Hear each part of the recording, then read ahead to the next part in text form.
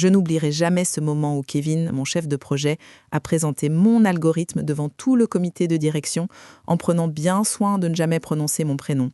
J'étais là, debout, dans un coin de la salle de réunion, avec mon plateau de café comme seule identité. Invisible. Comme si 6 mois de nuit blanche, de code et de génie ne valaient même pas un merci. Mais laissez-moi vous raconter depuis le début. Je m'appelle Léa Caron.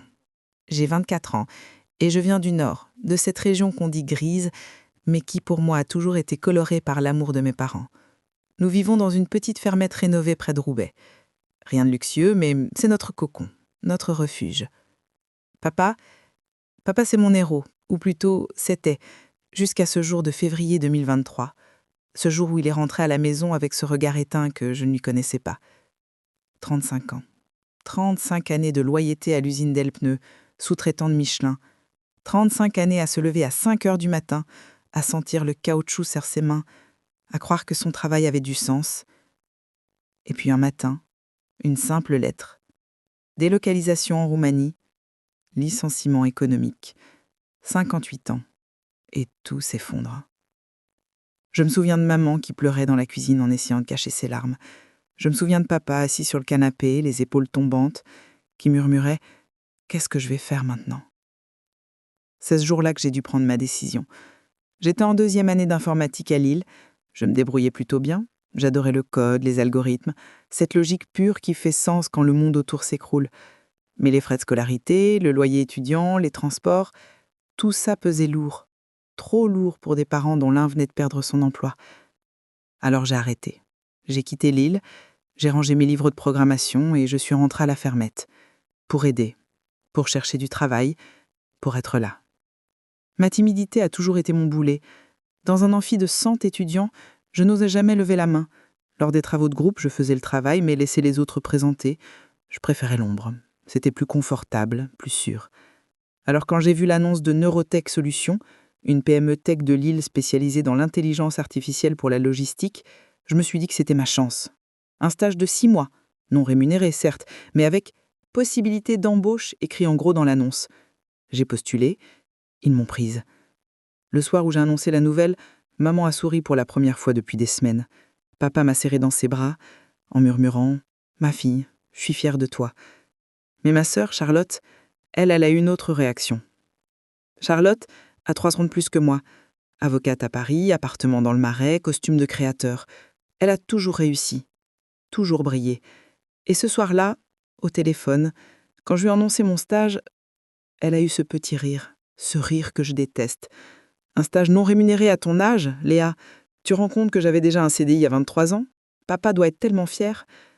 Le ton, ce ton condescendant qui vous dit « Tu as raté ta vie » sans prononcer les mots. J'ai raccroché. J'ai pleuré dans ma chambre, mais je me suis dit que ce stage allait tout changer, que j'allais prouver ma valeur, que j'allais montrer à Charlotte, à papa, à tout le monde, que j'étais quelqu'un. Mais je ne savais pas encore que ce stage allait devenir mon enfer et ma plus belle revanche. Mon premier jour chez Neurotech est gravé dans ma mémoire comme une brûlure. L'open space était moderne. Des murs blancs, des néons design, des plantes vertes pour faire start-up cool. Une trentaine de personnes tapaient sur leur clavier mécanique. L'air sentait le café artisanal et l'ambition. C'est Julie, la responsable RH, qui m'a accueillie.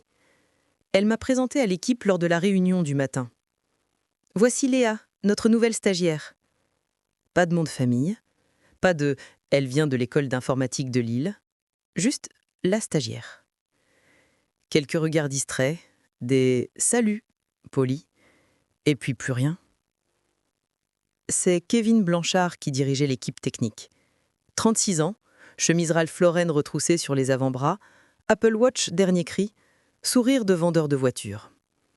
Il était la star de la boîte, le génie qui avait développé leur algorithme principal d'optimisation logistique. Enfin, c'est ce qu'on racontait. Il m'a serré la main mollement en regardant ailleurs. « Bienvenue Léa, Julie va te montrer ton poste. » Mon poste. Un vieux bureau coincé entre l'imprimante et les toilettes. Un ordinateur Dell qui devait avoir 10 ans. Un écran qui clignotait. Pas de deuxième écran, comme tous les développeurs. Juste le strict minimum. « Tu vas commencer tranquillement, m'a dit Julie avec un sourire gêné. On va te donner des petites tâches pour que tu apprennes comment on fonctionne. Des petites tâches. Première semaine. Café, photocopie, commande de repas sur Uber Eats pour l'équipe, rangement de la cuisine commune. J'attendais qu'on me donne un accès au code, qu'on me confie un vrai projet technique. Rien. Léa, tu peux nous refaire du café? Léa, il reste des croissants? Léa, tu peux imprimer ce document en 20 exemplaires? Deuxième semaine. On m'a enfin donné un vrai travail. Prendre des notes pendant les réunions techniques. J'écoutais Kevin et les développeurs parler de neural networks, de machine learning, d'optimisation d'algorithmes. Je notais tout consciencieusement, enthousiasmé de comprendre enfin de quoi il s'agissait. À la fin de la première réunion, j'ai envoyé mes notes par email à toute l'équipe. Personne n'a répondu. Le lendemain, j'ai vu mes notes imprimées dans une poubelle. Troisième semaine. J'ai osé. J'ai vraiment osé. Pendant une réunion technique, Kevin expliquait un problème d'optimisation sur leur système de prédiction de flux. Il disait que l'algorithme perdait en précision après 3 heures de calcul. Tous les développeurs proposaient des solutions. Aucune ne semblait fonctionner. J'ai levé timidement la main. Ma voix tremblait. « Excusez-moi, j'ai peut-être une idée ?» Tous les regards se sont tournés vers moi. Kevin a levé un sourcil. « Ah oui ? Vas-y, on t'écoute ?» J'ai expliqué, maladroitement, que le problème venait peut-être de la surconsommation de mémoire cache, qu'en restructurant l'arbre de décision avec un système de pruning dynamique, on pourrait réduire la charge et maintenir la précision. Silence. Puis Kevin a souri. Ce sourire condescendant. C'est mignon, Léa. Mais laisse les vrais développeurs gérer ça, d'accord ? On a des années d'expérience, tu comprends ? Rire étouffé dans l'équipe. J'ai baissé les yeux. J'ai senti mes joues brûler. J'aurais voulu disparaître. Cette nuit-là, dans le train du retour, j'ai pleuré. Discrètement, la tête contre la vitre froide. Je me sentais tellement nulle, tellement inutile. Mais le pire était à venir. Deuxième mois. Un bug critique a paralysé leur système un vendredi soir. Tout le monde était parti. Sauf moi. Je finissais de ranger la cuisine commune. J'ai entendu les alertes sur le serveur, j'ai regardé le code source, j'ai compris le problème. Une simple erreur de pointeur dans une fonction récursive. J'ai passé la nuit au bureau, toute seule, à débugger, à tester. À 5 heures du matin, le système fonctionnait à nouveau. J'ai laissé un message sur Slack. Bug corrigé, le système est opérationnel. Le lundi matin, grande réunion. Le PDG félicite chaleureusement Kevin. Kevin qui annonce fièrement qu'il a passé son week-end à résoudre le problème. Kevin qui reçoit les applaudissements. Moi ? J'étais dans la cuisine, en train de préparer le café. Personne n'a lu mon message sur Slack, ou alors tout le monde a fait semblant. Les semaines passaient. L'humiliation devenait routine. On ne prononçait plus mon prénom. J'étais la stagiaire. Parfois même, « Et toi ?» Les trajets en train étaient mon seul moment de liberté. Je regardais défiler les paysages du Nord, les terrils au loin, les petites maisons de briques en rouge, les usines désaffectées. Je pensais à papa qui cherchait du travail sans en trouver. Je pensais à maman qui faisait semblant que tout allait bien. Je pensais à moi, à cette fille invisible. Et puis il y a eu ce repas de famille. Dimanche midi, 3e mois de stage. Toute la famille était réunie à la fermette. Charlotte était venue de Paris, dans sa BMW noire flambant neuve, tailleur Chanel gris perle, talons Louboutin, sa kermesse. Elle ressemblait à une pub pour la réussite sociale. Nous, on avait mis la table dans la vieille salle à manger. Nappe à carreaux, assiette dépareillée mais propre, bouquet de fleurs du jardin de maman. Rien de luxueux, mais c'était nous. Papa avait essayé de faire bonne figure. Il avait mis sa chemise du dimanche, mais je voyais bien qu'il avait maigri, que ses épaules s'étaient courbées.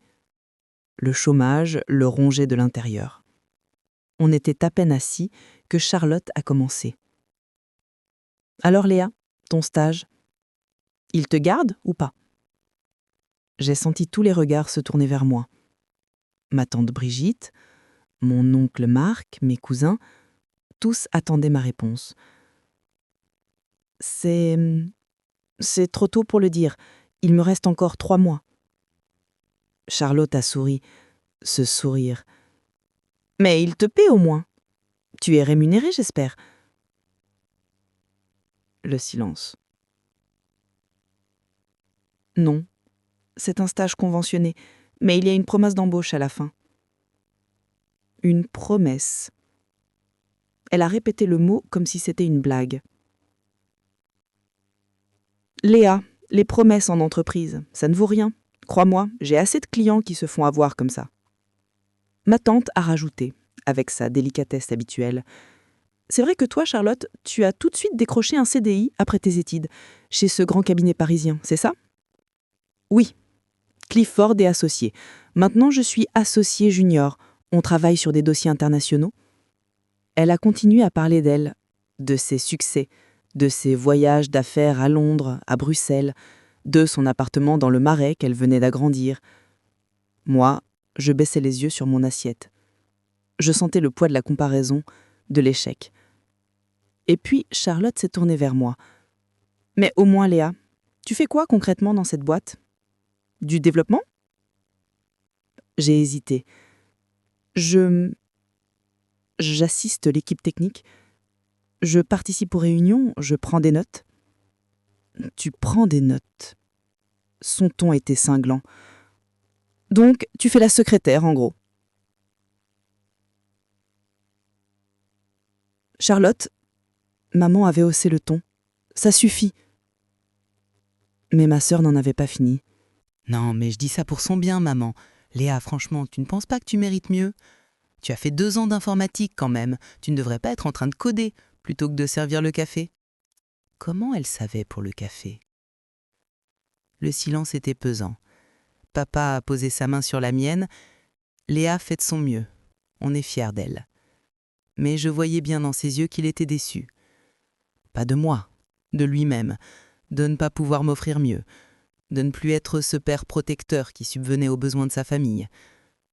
Ce soir-là, enfermé dans ma chambre d'enfant, j'ai fixé le plafond pendant des heures. Les posters de mes groupes de lycée, les photos de ma promo d'informatique, tout me rappelait ce que j'avais été et ce que j'étais devenu. Invisible. Mais c'est à ce moment-là, dans cette chambre, dans ce désespoir, que quelque chose a changé. Je ne voulais plus être invisible. Je voulais leur prouver, à tous, à Charlotte, à Kevin, à cette équipe qui me méprisait, je voulais leur montrer qui j'étais vraiment. Mais comment ? C'est un samedi matin, début du 4e mois, que tout a basculé. J'errais dans les rues de Roubaix, besoin de sortir de la maison, de marcher, de réfléchir. Je suis passée devant un petit local associatif. Code solidaire, cours d'informatique gratuit pour tous. Quelque chose m'a attirée. La porte était ouverte. Je suis entrée. Une dizaine de jeunes étaient installés devant des ordinateurs. Et là, debout au milieu d'eux, expliquant un concept de programmation avec une patience infinie, Monsieur Lefebvre, mon ancien professeur d'informatique du lycée. Nos regards se sont croisés, il a souri, ce sourire bienveillant que je n'avais pas vu depuis 6 ans. « Léa ? Léa Caron ? Mon Dieu, qu'est-ce que tu fais ici ?» J'aurais dû être contente, mais à la place, j'ai fondu en larmes, là, devant tout le monde. 6 mois d'humiliation qui débordaient d'un coup. Monsieur Lefebvre m'a emmenée dans une petite salle à l'écart, il m'a tendu un mouchoir et il a attendu, patiemment, que je me calme. « Raconte-moi, Léa, qu'est-ce qui s'est passé ?» Alors j'ai tout déballé. Papa, l'usine, mes études interrompues, le stage chez Neurotech, Les humiliations, le café, les idées volées, l'invisibilité. Il m'a écouté sans m'interrompre.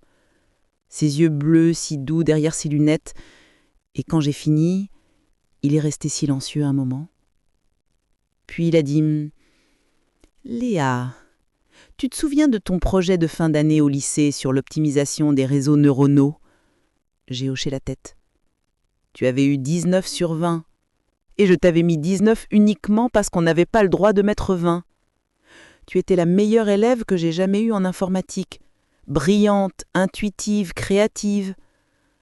Alors dis-moi, Léa, qu'est-ce qui t'empêche de continuer ? Je ne sais pas si je suis encore capable. Ça fait 2 ans que j'ai arrêté. Le vélo, ça ne s'oublie pas. Le code non plus. » Il s'est levé, a fouillé dans une vieille bibliothèque et a sorti un carnet usé. « Regarde, depuis que je suis à la retraite, je m'amuse avec des concepts théoriques. Là, j'ai imaginé un algorithme d'intelligence artificielle prédictive pour optimiser les chaînes logistiques en temps réel.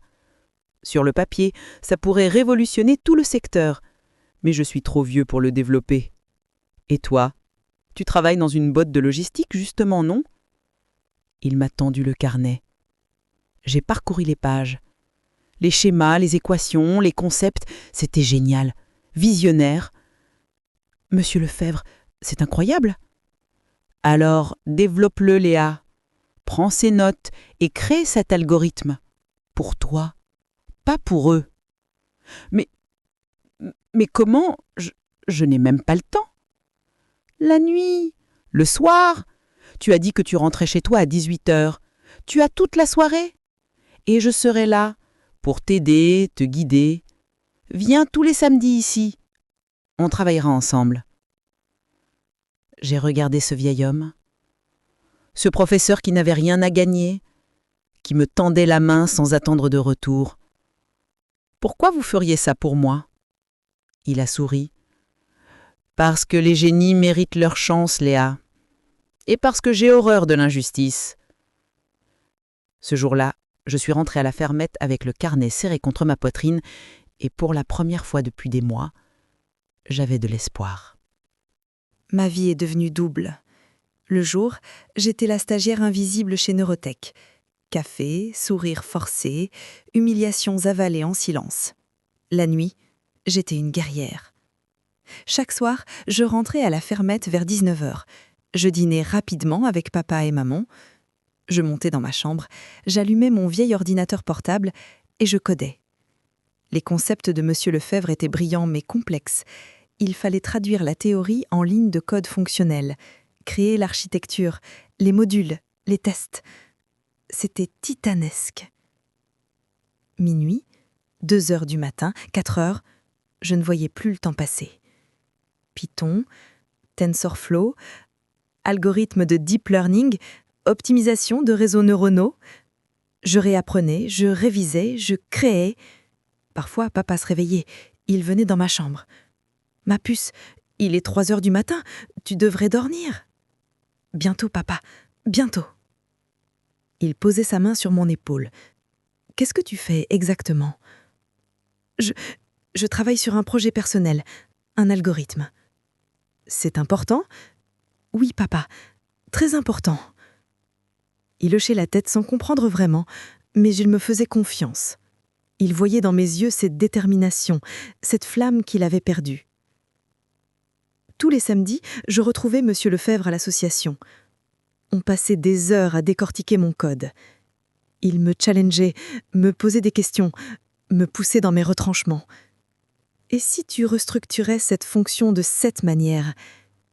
Et si tu utilisais un algorithme génétique plutôt qu'une descente de gradient ? Et si... -4, -5, l'algorithme prenait forme. Il apprenait, il évoluait, il s'améliorait. Le jour, chez Neurotech, j'observais leur système, leurs erreurs, leurs limitations. Et la nuit, je créais quelque chose de meilleur, de plus puissant, de révolutionnaire.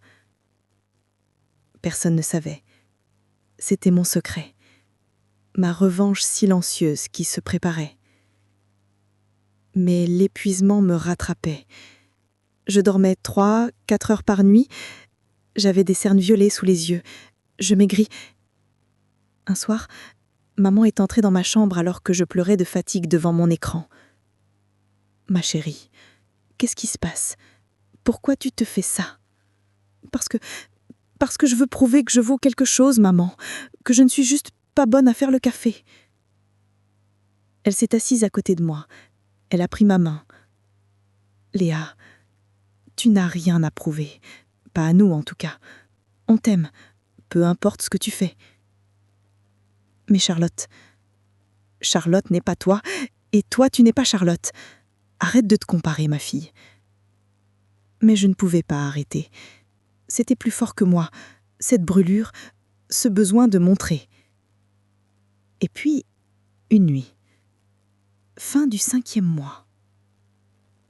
4 heures du matin. Mon code tournait. Les tests s'enchaînaient. Les résultats s'affichaient. 96%. 96% de précision sur les prédictions logistiques en temps réel. C'était incroyable, c'était révolutionnaire, c'était fonctionnel. J'ai pleuré. De joie, d'épuisement, de ressoulement. J'ai envoyé un email à Monsieur Lefebvre. Ça marche vraiment. Sa réponse est arrivée 10 minutes plus tard. Il ne dormait pas non plus. Je savais que tu y arriverais, Léa. Maintenant, écoute-moi bien. Tu vas déposer le brevet, immédiatement. À ton nom, pas celui de l'entreprise. Le tien. C'est ton travail, tes nuits, ton génie. Protège-le. Le lendemain, samedi matin, j'ai rempli le dossier de dépôt de brevet auprès de l'INPI, Institut national de la propriété intellectuelle. Logiflow AI, algorithme d'optimisation prédictive logistique en temps réel par apprentissage profond. Inventeur, Léa Caron. J'ai cliqué sur envoyer. Mon cœur battait à tout rompre. J'avais l'impression de commettre un acte de rébellion, mais aussi de justice. Ce qu'il m'avait pris, je le récupérais, à ma manière. 6e mois, dernière semaine de stage. Chez Neurotech, l'ambiance était tendue. Leur algorithme principal avait des bugs critiques. Il perdait des clients, le PDG était furieux, Kevin était sous pression. Un soir, alors que tout le monde était parti, je travaillais encore. Enfin, je faisais semblant. En réalité, j'optimisais mon propre code sur mon ordinateur portable. Kevin est passé. Il m'a vu. Il a semblé surpris. « Léa, tu es encore là? Qu'est-ce que tu fais ?» J'ai failli refermer mon écran. Mais une partie de moi, cette partie orgueilleuse que j'avais enfouie pendant 6 mois, a décidé autrement. Je travaille sur un projet personnel, un algorithme d'optimisation logistique. Ses yeux se sont illuminés. « Ah oui? Montre-moi ça. » J'aurais dû refuser. J'aurais dû mentir. Mais je voulais qu'il voie, qu'il comprenne que j'étais capable. Je lui ai montré, pas tout, juste un module, une petite partie du système. Il a regardé l'écran. Son visage a changé. De la surprise, de l'intérêt et quelque chose d'autre. De la convoitise. C'est intéressant, ça, Léa, très intéressant même. Tu permets que je regarde de plus près ? Il a tendu la main vers mon ordinateur. J'ai refermé l'écran. Non, c'est personnel, désolé. Son sourire s'est figé. Personnel ? Mais Léa, soyons sérieux, tu es stagiaire, tu prends des notes et tu fais le café. Ce n'est pas ta vocation de créer des algorithmes révolutionnaires. J'ai rangé mes affaires en silence. J'ai senti la colère monter. Mais je l'ai avalée. Bonne soirée, Kevin. Je suis partie. Mais j'avais fait une erreur. Une grosse erreur. Je lui avais montré qu'il existait quelque chose. Et Kevin n'était pas du genre à laisser passer une opportunité. 2 semaines plus tard, grande réunion. Des investisseurs potentiels. Une présentation importante pour sauver l'entreprise. Toute l'équipe était en costume. Moi, j'étais en jean comme d'habitude. On ne m'avait pas prévenu de mettre une tenue formelle. Kevin a commencé sa présentation. Il parlait de nouvelles directions technologiques, de solutions innovantes, d'algorithmes révolutionnaires en cours de développement. Et là, j'ai vu sur son écran mon code. Enfin, une version grossière, mal reproduite, mais c'était le module que je lui avais montré. Il l'avait copié. Il le présentait comme le sien. Mon sang s'est figé. Comme vous pouvez le voir, nous avons développé une approche totalement nouvelle de l'optimisation prédictive. Nous. J'étais debout au fond de la salle, avec un plateau, à servir les cafés. Un investisseur m'a demandé du sucre pendant que Kevin continuait son speech sur son génie technique. J'ai souri poliment. J'ai donné le sucre. Et j'ai senti quelque chose se briser en moi. Mais ce n'était pas de la tristesse. Plus maintenant. C'était de la colère froide. Dernier jour de stage. Fin du 6e mois. Kevin m'a convoqué dans la salle de réunion. Toute l'équipe était là, comme pour un pot de départ. Bon, Léa, voilà, ton stage se termine aujourd'hui. On voulait te remercier pour ces 6 mois. Tu as été utile. Utile. Malheureusement, on ne va pas pouvoir te garder. Tu comprends, on cherche des profils plus techniques, plus expérimentés. Mais franchement, tu as fait du bon café. Rire dans l'équipe. Julie, la RH, a tendu une attestation de stage. Bonne chance pour la suite, Léa. J'ai pris l'attestation. J'ai rangé mes dernières affaires dans mon sac. Le silence était pesant. Ils attendaient que je parte, que je disparaisse définitivement de leur vie. Mais avant de partir, je me suis retournée. J'ai regardé Kevin droit dans les yeux. Et j'ai dit, d'une voix calme, posée, glaciale. « Ne vous inquiétez pas, Kevin. Je pense qu'on se reverra plus tôt que vous ne l'imaginez. » Son sourire méprisant. « J'en doute, Léa. Sincèrement, j'en doute. » Je suis sortie. Dans le train du retour, j'ai pleuré. Pour la dernière fois. Parce que j'avais compris quelque chose. Il m'avait sous-estimé. Il m'avait humilié. Il m'avait volé. Mais il m'avait aussi libéré. Plus besoin de faire semblant, plus besoin de sourire, plus besoin d'être invisible. J'allais leur montrer qui j'étais vraiment. 3 mois ont passé. J'ai créé ma micro-entreprise, Lefebvre Caron Solutions, en hommage à mon professeur et à mon père. Mon algorithme était finalisé, testé, optimisé, perfectionné, avec le brevet déposé et validé à mon nom. Et puis, l'opportunité est arrivée.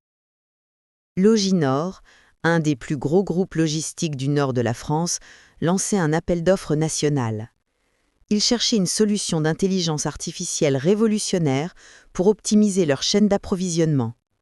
Contrat de 2 millions d'euros sur 3 ans. Monsieur Lefebvre a lu l'annonce. Il m'a appelé immédiatement. « Léa, c'est pour toi. C'est exactement pour toi. » « Mais, monsieur Lefebvre, je suis seule. Je n'ai pas de société, pas d'équipe, pas de réputation. » « Tu as un algorithme qui fonctionne. Tu as un brevet. Tu as ton génie. Candidate, Léa.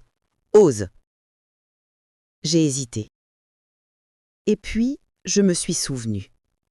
Des cafés, des humiliations, du sourire de Kevin. J'ai candidaté. 2 semaines plus tard, on m'a convoqué pour une présentation finale. Siège de Loginor à Lille, grande salle de conférence, 5 candidats retenus. J'arrive, petite, timide, avec mon ordinateur portable dans un sac à dos. Et dans la salle d'attente, je le vois, Kevin, avec toute l'équipe de Neurotech, en costume, ma lettre de présentation professionnelle. Nos regards se croisent. Il blêmit, littéralement. « Léa ? Qu'est-ce que tu fais là ?» Je souris. Pour la première fois depuis 6 mois, je souris vraiment. Je présente mon algorithme, Kevin. Et toi? Ton algorithme? Mais... Un membre de son équipe chuchote. C'est qui elle? Kevin ne sait pas quoi répondre. On nous appelle un par un. Neurotech passe en 4e. Je passe en dernier. J'attends dans le couloir, j'entends les applaudissements polis après chaque présentation. Puis, c'est le tour de Kevin. 40 minutes plus tard, il sort. Le visage fermé, visiblement, ça ne s'est pas bien passé. Mademoiselle Caron, c'est à vous. J'entre. 6 personnes autour de la table. Le PDG de Loginor, des directeurs techniques, des responsables logistiques. Je branche mon ordinateur. Mes mains tremblent légèrement, mais ma voix est claire. Bonjour, je m'appelle Léa Caron et je vais vous présenter Logiflow et AI. Pendant 45 minutes, je parle, je montre, je démontre. Mon algorithme tourne en direct sur des données réelles. Les prédictions s'affichent.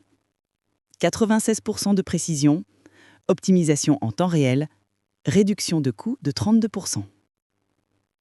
Les visages changent, de l'intérêt, de la surprise, de l'enthousiasme. Les questions fusent. Comment avez-vous développé ça? Vous êtes seul? Le brevet est à votre nom à l'INPI? Je réponds calmement, précisément, honnêtement. Oui, je suis seul. Je l'ai développé la nuit, pendant 6 mois. Le brevet est déposé à mon nom à l'INPI. C'est mon travail. Le directeur technique me regarde avec respect. Mademoiselle Caron, c'est impressionnant. Vraiment impressionnant. Vous venez de quelle entreprise? Je pourrais mentir, enjoliver, mais je dis la vérité. J'ai fait un stage de 6 mois chez Neurotech Solutions. Ils viennent de présenter juste avant moi, je crois. Silence. Un stage? Vous n'étiez que stagiaire? Oui, je servais le café, pendant qu'il volait mes idées. Le PDG fronce les sourcils. Pardon? Alors je raconte. Le module volé, la présentation devant les investisseurs, mon code reproduit sans mon autorisation. Mais j'ai déposé le brevet avant, donc légalement, l'algorithme m'appartient. Le directeur technique hoche la tête. Et vous cherchez à faire quoi maintenant? À prouver ma valeur? À montrer que le talent n'a rien à voir avec le titre qu'on vous donne. À la fin, il me serre la main, chaleureusement. On vous recontacte dans 1 semaine, mademoiselle Caron, mais entre nous, votre solution est de loin la meilleure. 1 semaine plus tard, l'appel. Mademoiselle Caron, félicitations. Loginor a décidé de retenir votre proposition. Contrat de 2 millions d'euros sur 3 ans. De plus, nous souhaiterions racheter votre brevet pour 500 000 euros avec royalties sur chaque utilisation future. J'ai raccroché. Je me suis assise, sur mon lit d'enfant, dans ma chambre de la fermette. Et j'ai pleuré. Mais cette fois, c'était des larmes de joie. 2 jours après, mon téléphone sonne. Numéro inconnu. Léa, c'est Kevin? Sa voix est différente, hésitante, presque suppliante. Écoute, j'ai appris que tu avais décroché le contrat Loginor. Félicitations. Vraiment.